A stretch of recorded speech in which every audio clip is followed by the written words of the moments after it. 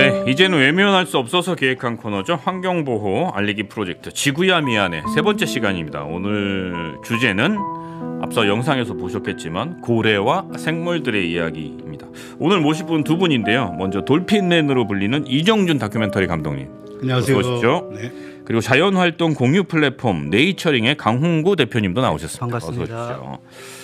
두 분이 하시는 일을 조금 그래도 소개를 먼저 하고 이야기를 하는 게 좋을 것 같아요. 우리 이정진 감독님부터.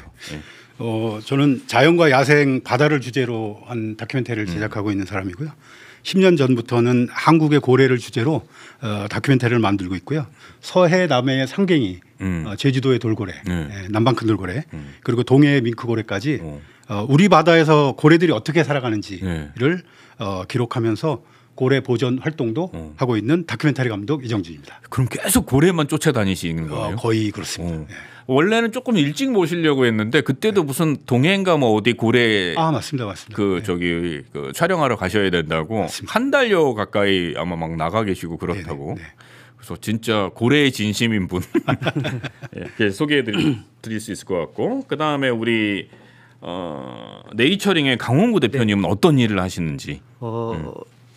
소개하셨던 것처럼 네이처링이라는 플랫폼, 네. 온라인 플랫폼인데 시민과학 플랫폼이라고 합니다. 그것을 2014년부터 개발해서 좀 10년 넘게 운영을 하고 있습니다. 이를 기본적으로 시민들이 관찰했던 기록이 이 생물 다양성과 생태계를 보존할 수 있도록 함께 할 수 있도록 하는 일을 하고 있습니다. 그러니까 사람들이 자연을 관찰하고 뭐 어떤 기록을 하거나 사진을 찍고 이런 것들을 공유하는 플랫폼인 건가요? 그렇죠. 공유를 하는데 뭐 일반 SNS보다 훨씬 이제 조금 생태적인 자료로서 활용할 수 있게 같이 공유하는 그런 역할을 하는 플랫폼입니다. 그러니까 나는 어떤 그냥 예뻐서 찍었는데 네. 사실은 거기에 우리가 생각해봐야 할 무엇인가가 있으면 그걸 찾아내고 이제 이런 일들을 하신다는 거죠. 그렇죠. 본인은 예뻐서 찍었지만 그쵸, 예. 주변의 사람들이 예쁜 것을 넘어서는 이 식물이 왜 거기 있고 지금 상태가 어떤지를 같이 고민하고 그 자료를 연구자들도 활용할 수 있게 하는 그런 프로세스를 만들고 있습니다. 중요한 일인 거죠. 그러니까 예를 들어 뭐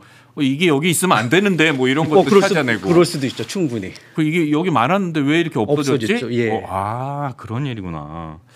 어쨌든 두 분 모두 이제 자연과 환경을 기록하는 것에서부터 출발하는 일들을 하시는 것 같은데 먼저 이 감독님께 여쭤보면 인간보다 훨씬 더 긴 세월을 이제 지구에서 살아왔지만 이제는 뭐 멸종 위기종이라고 우리가 알고 있는 이 고래를 집중적으로 관찰을 하고 계시잖아요. 네네. 왜 하필 고래입니까? 남자 우영우입니까? 제가 30년 차 다이빙 강사거든요. 그래서 바다에 워낙 익숙해서 우리나라의 고래를 저는 잘 할 수 있겠다, 잘 담을 수 있겠다. 그리고 시작을 했는데 사실 고래를 찾는 건 굉장히 어려운 일이더라고요. 그렇겠죠. 네. 그래서 아예 고래를 촬영하기 위해서 제주도로 이주를 해서 처음엔 동쪽 바다에서 구자읍에서 터전을 얻고 차에다가 배를 매달고 제주도를 매일 도는 거예요. 182km 한 바퀴 도는데 그래서 돌고래를 만나면 바다로 뛰어들어가고. 아니 그러니까 그렇게 그러니까 왜 그렇게 하신 거예요? 그러니까 그렇게 해서 고래를 만났을 때 벌어지는 상황은 상상도 못할 뭐 환타지가 거기 있는 거죠. 그래서 하루는 돌고래를 만났는데 이 녀석들이 먼 바다로 나가는 거예요. 원래 제주 남방 큰 돌고래는 제주 연안을 이렇게 도는데 먼 바다로 4km, 5km 바깥쪽으로 마라도 쪽으로 막 헤엄쳐서 나가는데 그걸 열심히 따라가서 보니까 사냥을 하고 있는 거예요. 부시리. 때로. 네. 부시리를. 방어, 부시리, 삼치 이런 큰 고기를 사냥을 하는데 점프를 해서 딱 뛰어오는데 3m. 우리가 보면 보통 돌고래 귀여워 그러잖아요. 3m 근육 이런 것들이 그냥 확 뛰어오는데 거기에 1번이 써 있는 거예요. 1번이 써 있다고? 네, 지느러미 1번. 수족관에 있다가 나온 돌고래 제돌이가 사냥하느냐고 팍 뛰어오르고. 지느러미에 숫자가 써 있나요? 숫자가 써 있습니다. 와, 그렇구나. 그런 친구들을 현장에서 봤다고 생각해 보십시오. 짜릿하겠네요. 그건 어떻게 진짜. 매력에 빠지지 않을 수가 있겠습니까? 멋있기도 하고 애틋하기도 하고. 그리고 이제 우리가 아는 아이들이라는 캐릭터가 다 있으니까 그렇죠. 굉장히 이제 뭐 그냥 돌고래가 아니고 거의 뭐 뭐 가족 같은. 중요한 말씀 해주신 것 같아요. 그러니까 돌고래도 우리가 볼 땐 그냥 다 돌고래지만 그렇죠. 그거를 애정을 갖고 보면 돌고래 한 마리 한 마리가 다 다르구나. 사실 그 각자 사연도 있고 우리는 그 지느러미의 모양을 보고 이제 구분이 좀 되거든요. 그래서 누구. 그래서 사연 많은 돌고래들이 많습니다. 제주도에. 그러네요. 아까 앞에 영상에서도 잠깐 나오긴 했는데. 그래서 돌고래에 빠져들었다라고 얘기하셨고, 우리 강 대표님께서는 네이처링 그 운영하고 동시에 생물 다양성 보전 이런 것들을 위해서 시민 과학이라는 또 개념을 우리나라에 확산시키셨다고 들었는데, 요것도 네이처링 활동하고 이 개념에 대한 설명을 먼저 좀 해주시고, 네네. 그다음에 네이처링 활동은 어떻게 참여하는지도 오늘 좀 얘기를 해주셨으면 좋겠어요. 네, 그 시민과학은 이제 북미하고 유럽에서는 이미 오래전에 활성화된 개념이에요. 그리고 우리나라에서도 시민들이 참여하는 활동들은 대단히 많았죠. 근데 이 부분을 조금 더 체계화했던 개념이라고 이해해 주시면 좋을 것 같아요. 그냥 쉽게 말하면은 이제 과학이나 아니면 과학뿐만이 아니어도 사회적으로 가치 있는 지식을 생산하는데 시민과 전문가가 조금 더 적극적으로 협력하는 활동이라고 그냥 쉽게 개념 정의를 할 수 있어요. 일종의 어떤 집단 지성을 활용한 그렇죠. 뭐 이런 것들인가요? 그렇죠. 예전에 뭐 시민 참여 집단 지성 이런 말은 많이 있었지만 그것들을 조금 더 의미 있게 개념화한 내용이라고 이해해 주시면 좋을 것 같아요. 그래서 우리나라에서는 2014년 정도부터 저희가 네이처링 플랫폼이 그런 시민과학을 적극적으로 활동할 수 있는 것이라고 이야기를 했고, 지금은 뭐 국가에서 정책에 반영하기도 하고 많은 연구자들이 이 시민과학의 효용에 대해서 동의해 주시고 있는 상황입니다. 그러니까 집단지성도 사실은 그런 그 일종의 사람들이 모여서 집단적으로 뭔가 방향을 설정하고 이렇더라도 그걸 가다듬고 그렇죠. 체계화하고 분류하는 작업이 있어야 사실은 하나의 정보로서 의미를 갖게 되는 거잖아요. 그렇죠. 그 집단적인 지식을 생산하는 우리뿐만이 아니고 그것들을 연구하는 혹은 정책에 반영하는 이 모든 사람들이 같이 함께 좀 한 방향을 바라보는 관점에서 시민과학은 의미가 있다라고 생각이 듭니다. 그럼 이제 그런데 의미를 두고 나도 이제 이런 걸 하고 싶다. 그럼 네이처링 어떻게 해야 됩니까? 네이처링은 이제 누구나 앱이나 앱을 다운로드 받거나 웹사이트에서 접속을 할 수 있어요. 그러면은 요새 스마트폰 다 갖고 있잖아요. 그리고 스마트폰은 사진을 찍으면은 뭐 위치 정보나 뭐 이런 시간들이 다 정보가 입력되기 때문에 맞아요. 그걸 기록을 하면 돼요. 앱에다 등록을 하게 되면 쉬워졌구나. 네. 위도 경도 다 나오니까. 그럼요. 그래서 저기 지도에 봤던 것처럼 우리나라의 이제 거의 모든 곳에 기록들이 시민들이 자기 집 주변이나 아니면 프로젝트를 하면서 저 기록들을 쌓아가고 있는 거죠. 강호 대표님 일 편하게 하시는데. 농담. 네네. 그렇군요. 그러면 이런 시민들의 참여와 기록 같은 것들이 실제로 환경이나 생태부의 어떤 변화를 만들어내는 사례도 있습니까? 그렇죠. 대단히 많은데 그중에서 이제 몇 가지 좀 카테고리화해서 얘기할 수 있을 것 같아요. 이렇게 우리가 관찰한 내용들이 기후 변화에 따른 생물 다양성의 어떤 변화를 체계화하는 과정에도 쓰일 수 있어요. 예를 들면 저기 사진에 보이겠지만은 이제 동박새예요. 네, 동박새. 예, 동백꽃에 앉아 있어서 동박새 꽃가루 아주 작잖아요. 체가. 참새상도 사이즈 크진 않아요. 내가 새끼를 봤나?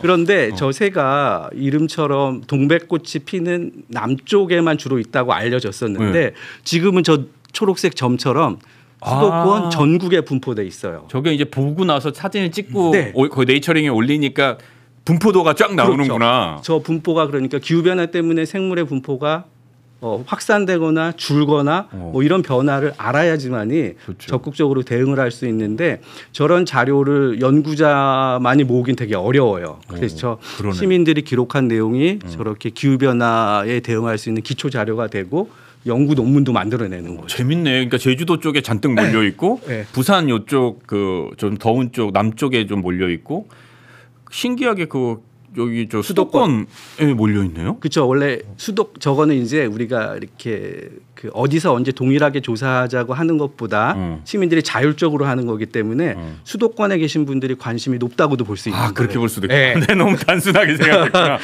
수도권에 사람이 많으니까. 그렇죠. 사람이 많고 관심이 더 많은 분들이 몰려 있을 수도 있는 거예요. 그렇군요. 또 다른 거 재밌네. 그리고 이제 두 번째는 아마 이제 그 우리가 어떤 정책을 변화시키는 첫 번째 거는 연구에 대한 관점이라고 하면 정책을 변화시키는 사례도 있어요.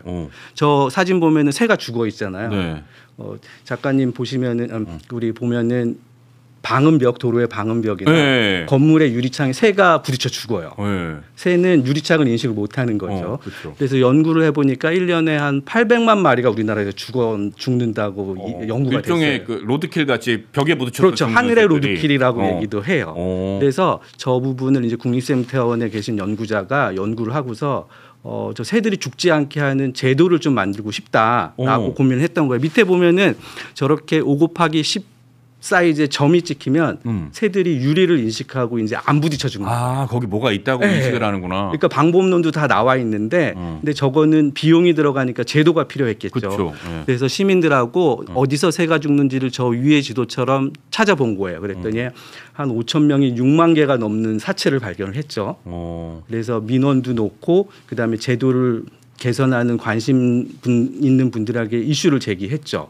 그래서 결국에는 저런 증거, 시민들이 찾은 증거로 기반해서 뭐 조례가 50군데 넘는 지자체에서 만들어졌고, 그다음에 행정규칙, 법규가 바뀌었어요. 5년 만에. 5천 명이 한 6만 개의 기록으로. 그래서 요새 도로 방음벽 가시다 보면 이제는 점이 찍혀 있는 것들을 쉽게 볼 수 있을 그렇죠. 거예요. 그게 5년 만에 이렇게 독수리 같은 거 스티커 붙여놓기도 하고 막 그러지 않았나요? 그렇죠. 그거는 의미가 없다고 밝혀졌어요. 왜냐하면은 이제 그 이유는 새들이 독수리 이런 맹금류가 무서워서 피해간다고 얘기를 하는데 새들은 그걸 알 수가 없죠. 사람의 관점이었고 그러니까. 그냥 스티커만 붙여 있던 거고 촘촘하게 점이 찍혀 있어야지 거기에 유리라고 인식을 하는 거였죠. 그렇구나. 야, 재밌는 일이네 이게. 그리고 네. 또 있나요? 네. 그리고 이제 뭐 한두 가지 사례만 더 말씀드리면은 저렇게 연구를 하거나 제도를 바꾸는 거 말고도 시민들이 이제 우리 지역의 어떤 생태계를 보존하는데 난개발이 많이 이루어지잖아요. 환경 영향 평가 진행되고 하는데 그런 부분에 문제 제기를 예전보다 조금 더 체계적으로 하는 패턴이 바뀐 거예요. 그래서 제주도에서 올라오셨지만 곶자왈이라는 그 화산 숲 거기도 많은 난개발이 이루어지는데 그곳에 어떤 생물이 살고 있는지를 시민들이 저렇게 촘촘하게 데이터화하는 거죠. 그리고 밑에 이제 거제 노자산 여기도 이제 좀 이슈가 많은데 거기에도 멸종위기 생물들이 살아가고 있다. 이런 자료를 만들어서 문제 제기하고 토론하고 이런 과정을 합리화하는 그런 패턴들이 대단히 발전을 하고 있습니다. 그리고 이제 마지막으로 우리 멸종위기종도 되게 중요하잖아요. 보호해야 된다고. 위에 보면은 수달이고 아래 보면 흰목 물대새라고 해요. 근데 저런 멸종위기 생물이 생각보다 우리 주변에도 대단히 많아요. 흔하게 볼 수 있어요. 그게 환경이 좋아져서 그렇다고도 할 수 있겠지만은 원래 살던 곳에서 서식처를 뺏겨서 그렇죠. 밀려 나온 거의 관점일 수도 있어요. 그러면 저 멸종위기 생물이라고 지정했던 우리의 소중한 생물들이 왜 어디서 밀려 나와서 살고 있는지 이런 자료도 확보를 해야지 올바른 관리의 어떤 정책이 만들어지겠죠. 그런 부분을 저렇게 시민들이 기록하고 정리하고 하는 사례들이 이제는 조금 더 훨씬 다양하게 벌어지고 있다고 생각을 합니다. 네이처링 플랫폼에서. 그러네요. 아니 상당히 재밌는 일인 것 같아요. 근데 아까 새 얘기는 저는 좀 와닿는 게 제가 제주도에 조그만 연셋집을 하나 얻어놓고 시간 날 때마다 이제 왔다 갔다 하는데 자주 비 오니까 비둘기가 그렇게 내려와서 테라스에 앉는 거예요. 그래서 그거를 너무 싫잖아요, 비둘기가. 그래서 이거를 어떻게 쫓아내 볼까 하고 쿠팡 이런 데 검색하니까 그 올빼미 상 이런 걸 놓으면 효과가 있다 그래서 그걸 놨더니 다음 날부터 그 올빼미 머리 위에 비둘기가 앉아 있더라고요. 똥도 싸고. 똥도 싸고. 그래서 이게 이 방법이 아닌데 그래서 아까 그 점 찍은 게 이게 뭔가 또 다른 차원의 과학적인 방법이 있을 텐데 그런 걸 잘 모르니까 그런 우를 범하기도 하고 그러는 것 같습니다. 야, 이 재미네. 그다음 우리 이 감독님한테도 다시 한번 질문드리겠습니다. 저도 이건 깊이 느끼는 거지만 제주도 바다 환경이 점점 더 심각해지고 또 실제로 가보면 해마다 정말 다르다는 걸 느낄 때가 많거든요. 그리고 저는 낚시를 좋아하는데 오늘 낚시하는 게 정말 큰 죄인이 된 기분이라 말씀드리기 뭐하지만 일단 물고기가 전보다 항상 덜 잡히지 더 잡힌다라고 했던 해가 없었던 것 같아요. 그만큼 이제 뭔가 안 좋아지는 건데 돌고래 서식도 점점 불가능한 쪽으로 가고 있다면서요. 일단 제주 바다의 가장 큰 위험 요소 중에 연안 바다가 오염되고 있다는 걸 볼 수가 있는데 이 육상 양식장이 한몫하고 있습니다. 그렇죠. 네. 제주도 그 연안에는 383곳 육상 양식장이 있는데 그 중에 한 350곳 정도가 이제 넙치 양식을 하고 있거든요. 제주 강어라고 막 파는. 네, 맞습니다. 근데 이게 물을 빨아들이는 관은 멀리서 빨아들이고 거기서 다 쓰고 나서 배출되는 관은 바로 바다로 배출이 되는데 규정상으로는 어떤 그 필터링이 좀 돼야 되는데 아까 영상에서 보셨겠지만 넙치 작은 넙치들 맞아요. 상처 입은 것들은 그냥 빠져나오거든요. 그래서 배출수 바로 앞에 새가 이렇게 지키고 있어요. 먹으려고. 네. 그래서 넙치 나오는 거 그냥 공짜 먹이 쉽게 먹고 그러고 나면 조금 더 바다로 가면 돌고래들이 그거 먹으려고 모여들고 그리고 심지어 낚시꾼들도 거기 진을 치고 있어요. 맞습니다. 네. 그래서 낚시꾼들이 어마어마하게 진을 치고 있고 뭐 낚시 워낙 좋아하시니까 그 영랑리라고 갯바위 쪽에는 뭐 엄청나게 많은 낚시인들이 아주 물론 저는 그런 데서 낚시를 좋아하진 않습니다. 그런 포인트인데 그게 이제 어쨌든 낚싯줄이 또 막 맞아요. 물속에 들어가면 엄청납니다. 엄청나. 그럴 것 같아요. 나도 줄 끊긴 적이 많아서. 네네. 그래서 거기에 낚싯줄에 또 걸린 돌고래가. 그 첫 번째 영상 보고 너무 죄책감이 느껴졌어요. 맞습니다. 일부러 그렇게 만들어 영상을 보여드릴 우리 또 탁비님한테 꼭 보여드리고 싶었어요.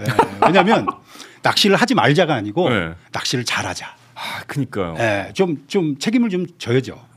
아니 그러니까 낚시꾼이 질 수 있는 책임이라는 게 이를테면 쓰레기를 남기지 않고 자기가 낚시했던 자리를 깨끗하게 청소를 하고 그리고 나서 발생한 쓰레기는 수거해가지고 정해진 데에 버리고. 근데 이제 사실은 저런 것들은 어떤 낚시를 하는 그 과정에서라기보다는 그 물속에서 이제 줄이 끊어지거나 아니면 그 끊어진 줄들이 부유하다가 이제 덮치는 경우가 많을 거 아니에요. 그러면 사실은 이게 낚시 자체를 조금 규제해야 하는 거 아닌가. 만약에 그 입장에서만 생각한다면 그런 고민도 좀 드네요. 이제는 사회적으로 그런 고민을 할 때가 됐다고 봅니다.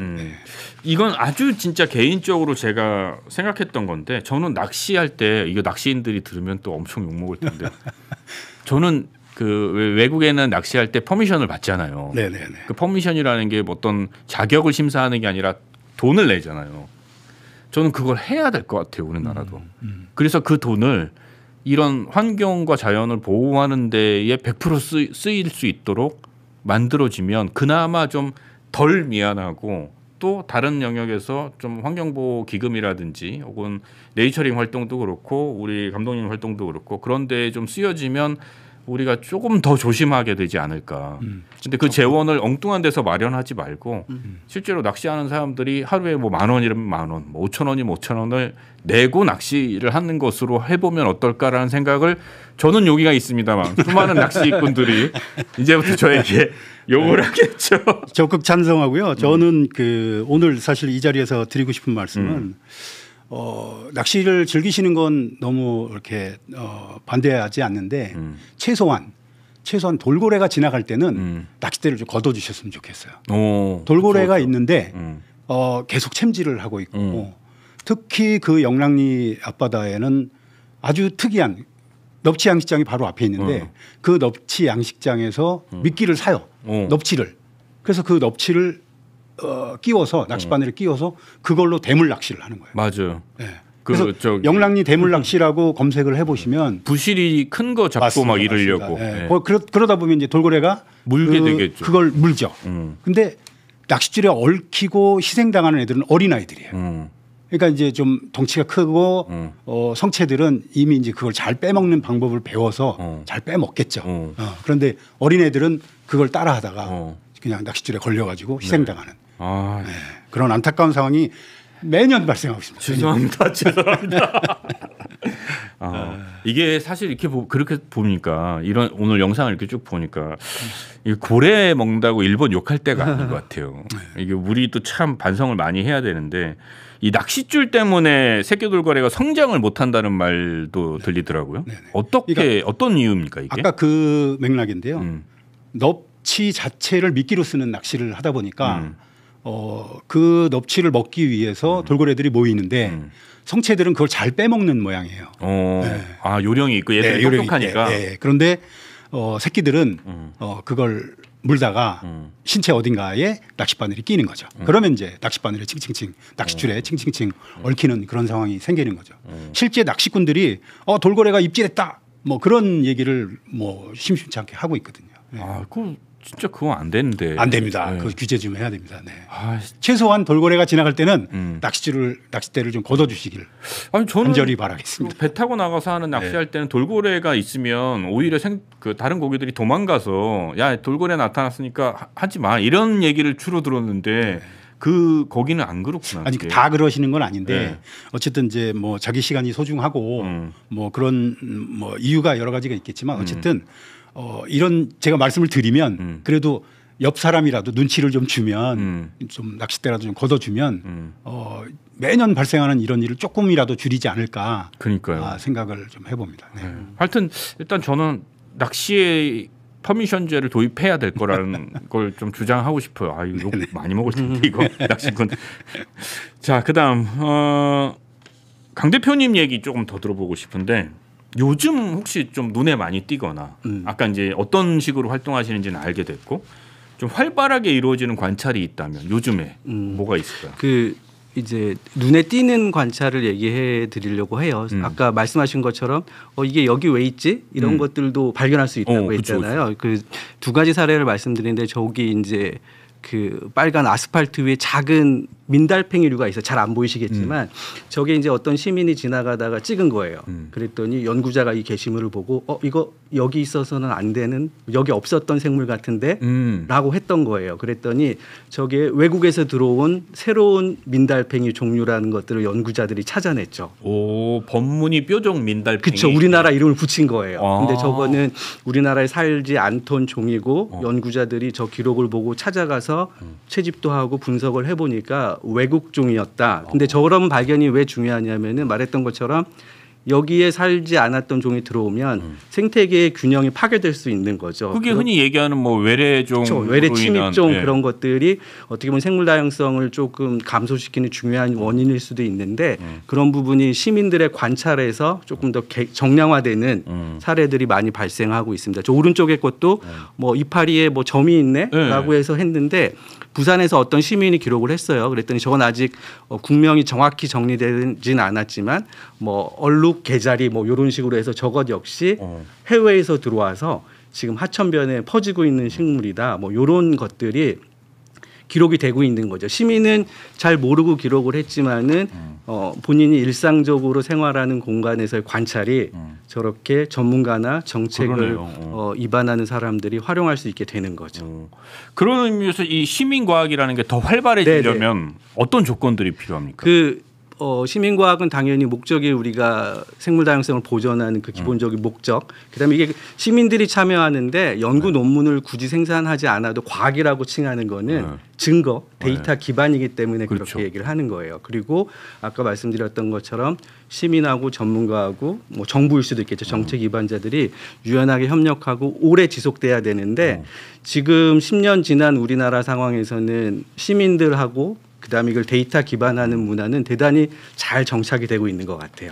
그런데 이제 전문가 그룹이나 특히 이제 정책 집단에서 이런 그 시민들의 노력을 잘 끌어안을 수 있는 좀 고민들, 좀 새로운 정부가 됐기 때문에 기대도 해보고 그런 식으로 환경이나 생물 다양성 정책들이 시민들의 고민과 어떤 자료를 활용할 수 있는 방식으로 발전됐으면 하는 바람입니다. 자연과 환경에 관심이 많은데 사실 어떻게 해야 될지 잘 모르는 사람들에게 아주 좋은 플랫폼인 것 같아요. 그냥 내가 좋아하는 그 자연을 즐기다 사진 찍어서 올리면 되는 거 아니에요? 그렇죠. 그러면 본인이 알았던 몰랐던 이게 어떤 의미인지를 우리 스스로 같이 확인하고 그다음에 이걸 보존하는 정책까지 연결될 수 있는 거죠. 진짜 잘 좀 많이들 하면 할수록 더 좋은 그 시스템이 아닌가 이런 생각이 드는데요.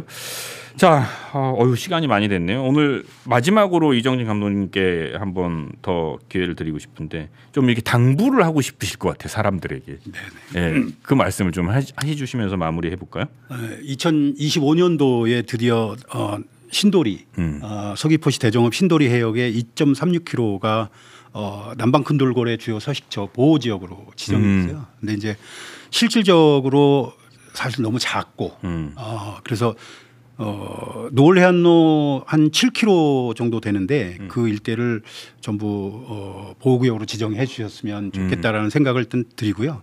그다음에 이게 그 보호구역으로만 지정돼서 끝나는 게 아니고 정말 구체적이고 효과적인 규제 관리가 좀 그럼 보호지역으로 규정이 되면 뭐 낚시를 못하게 한다거나 이런 게 아니라 그냥 지정만 하는 건가요? 네, 지금은 아직 그게 무슨 보호지역이죠? 그러니까 보호구역으로 지정을 하면 현지에 사시는 분들이 너무 반대를 많이 하시는 거예요. 그래서 딱 그 제한되는 한 가지 사항은 개발을 못한다. 예를 들어서 뭐 해상풍력단지가 거기 들어온다든지 하는 그런 개발을 못하게끔만 지금 그건 조치를 다른 하고 방식으로 보상을 해줘야 그 주민 왜냐하면 이게 지역 주민들이 그거를 앞장서서 지켜줘야지 되는 거잖아요. 맞습니다. 그래서 지역 주민들도 도움이 될 수 있는 그런 정책을 통해서 조금 더 생명체들이 같이 좀 살아갈 수 있는 그런 바다를 만들었으면 좋겠습니다.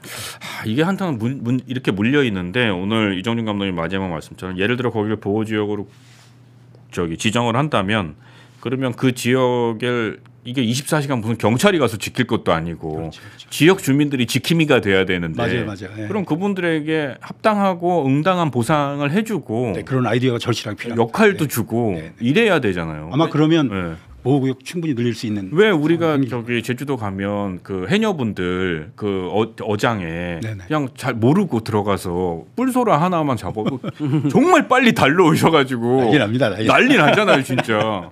저는 예전에 진짜 뭐죠 빗장 같은 걸로 찔릴 뻔했어요 진짜. 그런 역할을 해줄 분들이 없는 게 아닌데. 맞아요. 지역 주민들을 활용하면 됩니다. 그리고 보호 지역이 좀 넓어야 된다는 말씀도 이해가 가요. 맞습니다. 고래는 모르잖아요. 이게 보호 지역인지 아닌지. 그러니까 최대한 넓게 해줘야. 조금 더 넓어요. 지금 너무 작습니다. 네, 알겠습니다. 자, 오늘 두 분과 함께 고래야 미안해 그리고 해양생물 그다음에 이런 생물 다양성에 대해서도 한번 이야기를 나눠봤습니다. 우리 이정준 다큐멘터리 감독님 그다음에 강원구 네이처링 대표님이 얘기해 주신 것들 오늘 방송 끝나면 네이처링 이거는 앱이 있다 그러셨죠? 네. 그러면 앱에 검색하셔서 들어가서 등록도 해놓고 저도 오늘 한번 해보려고 합니다. 그리고 틈날 때마다 내가 좋아하는 사진들 찍어서 거기 올리고 자연 사진 찍어서 친구들한테 보내면 욕 먹잖아요. 근데 여기다가 찍어서 올리면 칭찬받을 것 같습니다. 그렇죠. 그리고 고래도 더 이상 고래에게 미안하지 않은 그런 날들이 빨리 찾아왔으면 좋겠습니다. 오늘 나와주시고 말씀 나눠주신 두 분 감사합니다. 감사합니다. 고맙습니다.